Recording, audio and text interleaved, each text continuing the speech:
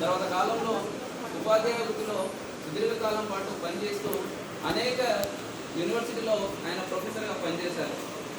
మద్రాసు విశ్వవిద్యాలయంలో 21 సంవత్సరాలు ప్రొఫెసర్గా పనిచేశారు. ఆ తర్వాత కలకత్తా విశ్వవిద్యాలయంలో తత్వశాస్త్రంలో ఆయన ప్రొఫెసర్గా 20 సంవత్సరాలు పనిచేశారు.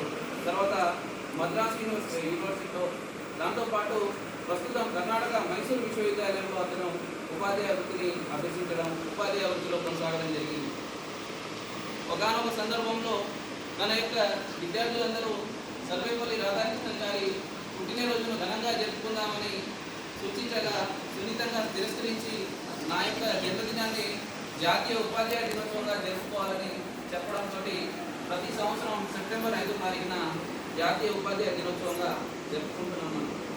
కేవలం విద్యారంగానికి ఆయన చేసిన కృషికి, ఆయన చేసిన సేవలకు గుర్తింపుగా అతని యొక్క జయంతిని మనం ఉపాధ్యాయ దినోత్సవంగా జరుపుకుంటున్నాం. అజ్ఞాన అంధకారంలో ఉన్నటువంటి విద్యార్థి అజ్ఞానాన్ని తొలగించి విజ్ఞానాన్ని అందించేవాడు ఉపాధ్యాయుడు. అటువంటి గొప్ప ఉపాధ్యాయుడు డాక్టర్ సర్వేపల్లి రాధాకృష్ణన్ గారు.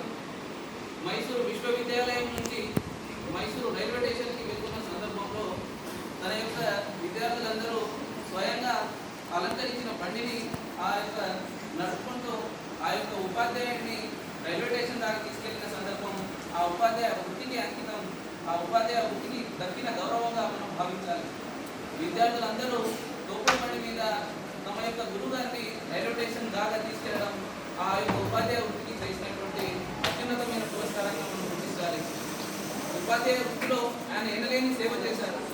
కేవలం ఒక ఉపాధ్యాయుడుగానే కాకుండా ఆయన ఉపాధ్యాయ వృత్తిలో తత్వశాస్త్రంలో, సామాజిక సేవలో ఒక రాజకీయ నాయకుడు కూడా. దాని తర్వాత ఉపరాష్ట్రపతిగా రాష్ట్రపతి స్థాయికి ఎదిగారు డాక్టర్ సర్వేపల్లి రాధాకృష్ణన్ గారు.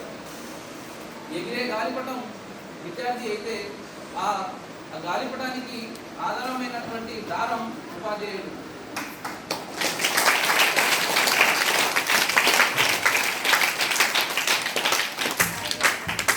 ఎదుగుతున్నప్పుడు గాలిపటాన్ని చూస్తాం కానీ దానికి ఆధారమైనటువంటి దారాన్ని మనం మర్చిపోతాం, దాన్ని మనం చూడం. కానీ ఎటువంటి స్వార్థం చూడకుండా నిస్వార్థంగా సేవ చేసేవాడు ఉపాధ్యాయుడు. అజ్ఞానం అనే అంధకారాన్ని తొలగించి విజ్ఞానాన్ని అందించేవాడు ఉపాధ్యాయుడు. అందుకే కొఠారి గారు ఒక మాట చెప్తారు, దేశ భవిష్యత్తు తరగతి గదిలోనే ఇమిడి ఉన్నదని చెప్తారు.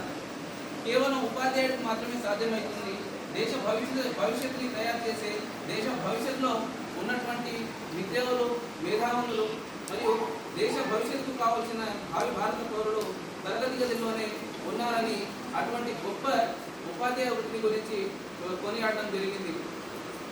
ఆనాటి కాలంలో ఉపాధ్యాయ వృత్తికి ఉన్నటువంటి గొప్పతనాన్ని గురించి చాలామంది విద్యావంతులు కొనియాడడం జరిగింది.